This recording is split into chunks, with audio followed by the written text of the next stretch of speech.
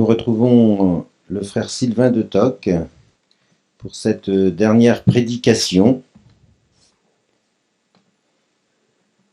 Il a rythmé par sa parole vive, par ses images, par ses histoires, notre pèlerinage.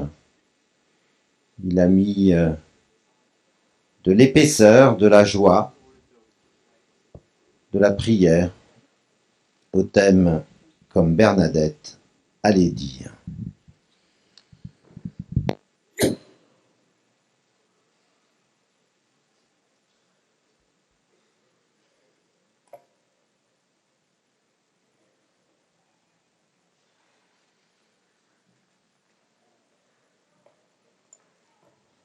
Comme il est ingrat, frères et sœurs, le métier de prophète,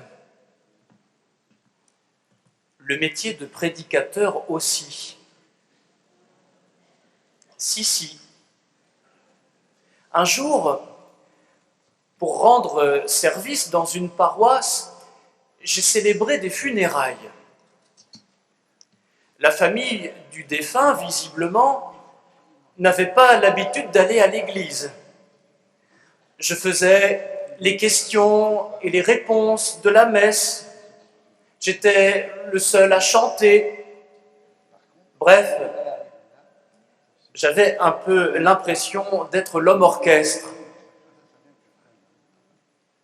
Mais c'est au moment de l'homélie que là, vraiment, je me suis senti très seul.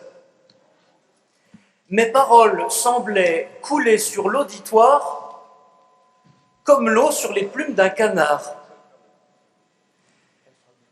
Si bien que j'ai fini par me demander si je n'aurais pas mieux fait de me taire pour aller plus vite. J'espère que ce n'est pas ce que vous êtes en train de vous dire maintenant. Alors, à la fin de la cérémonie, je raccompagne la famille sur le parvis de l'église. Je dis au revoir à tout le monde et je retourne à l'intérieur pour ranger un peu. Et là, je vois un homme qui n'était pas sorti avec la famille. Ce monsieur était en larmes. J'étais un peu gêné, mais je me dis, tu ne peux pas faire semblant de ne pas l'avoir vu, alors va lui dire une parole de réconfort. Je m'approche de lui, je le salue, et je lui demande, le défunt sûrement, c'était quelqu'un qui vous était très cher. Il me répond, non, pas du tout. Ah bon? Il me dit, je ne connais personne ici. J'ai vu que la porte de l'église était ouverte, je suis entré, vous étiez en train de parler dans le micro et ce que vous avez dit m'a bouleversé. Ce jour-là, frères et sœurs, je me suis retrouvé prophète malgré moi. Et ce n'est pas plus mal ainsi. Je ne peux pas m'attribuer à moi ce qui s'est passé dans le cœur de cet homme. Dans cette histoire, je n'ai été que l'instrument de la parole de Dieu. Ce qui a été semé ne m'appartient pas. La parole de Dieu n'appartient à personne. Plus exactement, elle est à tout le monde. Et cela, les deux anecdotes que nous venons de lire dans la Bible nous le montrent bien. La parole de Dieu, non, elle n'appartient pas à Moïse. Et Moïse n'est pas jaloux que l'Esprit Saint inspire d'autres prophètes que lui. Au contraire, dit-il, puisse tout le peuple de Dieu être prophète. La parole de Dieu n'appartient pas non plus à Jean-Baptiste. Pourtant, celui-ci est le plus grand et le dernier de tous les prophètes. Jean-Baptiste le sait. Il n'est qu'un porte-parole. Il n'est pas la parole. C'est Jésus. C'est Jésus et lui seul qui est la parole de Dieu faite chair. Jean-Baptiste s'incline avec joie devant le succès grandissant de son cousin. Il n'en prend pas ombrage.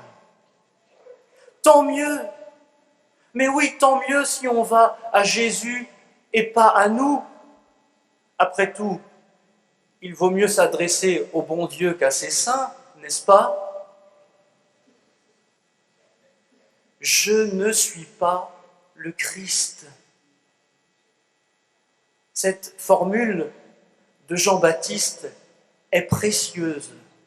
Gravons-la. Gravons-la dans notre cœur au moment de repartir chez nous. Non, je ne suis pas le Sauveur. Je ne suis pas le bon Dieu. Je ne suis pas tout-puissant. Il ne m'est pas demandé de faire l'impossible. Convertir le cœur de quelqu'un, notamment, eh bien, ce n'est pas à ma portée. Et tant mieux, comme ce serait dangereux. Bernadette nous a donné ici à Lourdes une jolie boussole en matière d'évangélisation. Rappelons-nous cette parole pleine de sagesse qu'elle disait aux sceptiques. Je ne suis pas chargé de vous le faire croire. Je suis chargé de vous le dire. Bernadette savait très bien qu'elle n'était pas propriétaire du message de la Vierge Marie. Comme tous les porte-paroles du ciel, elle avait bien compris qu'elle portait une parole dont les effets la dépassaient infiniment. Alors oui, frères et sœurs, comme Bernadette, comme des prophètes, allez dire, allons dire, rentrons chez nous, dans nos communautés, dans nos paroisses, avec la joie immense des Moïse, des Jean-Baptiste. Ne boudons pas, ne faisons pas les Josué. Josué, ce jeune homme qui craignait pour la renommée de Moïse, comme les disciples de Jean-Baptiste d'ailleurs, qui craignaient pour celle de leur maître. Au contraire, lorsque nous voyons que l'Esprit Saint est à l'œuvre dans la communauté, réjouissons-nous, même si ce n'est pas forcément de cette manière que nous aurions aimé que Dieu s'y prenne. Certes, c'est au pasteur de l'Église qu'il appartient de discerner l'authenticité des charismes. Et c'est pour cela que la Vierge Marie a d'abord envoyé Bernadette au presbytère de Lourdes avec cette consigne, allez dire aux prêtres. Mais l'évangélisation n'est pas l'affaire des prêtres seulement, elle est l'affaire de tous. Par le baptême, nous sommes tous prophètes. Frères et sœurs, il n'y a pas de concurrence entre les serviteurs de Dieu.